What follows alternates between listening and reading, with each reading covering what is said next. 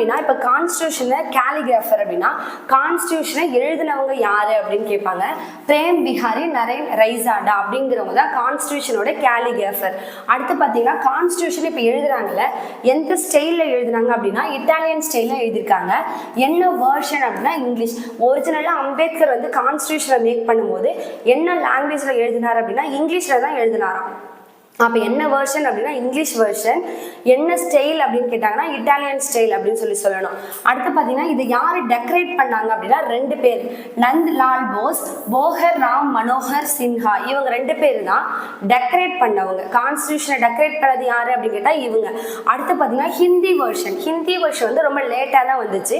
ஹிந்தி வேர்ஷனை யார் எழுதினாங்க அப்படின்னா வசந்த் கிருஷ்ண வைத்தியா தான் யாரு ஹிந்தி வேர்ஷனில் எழுதினவங்க.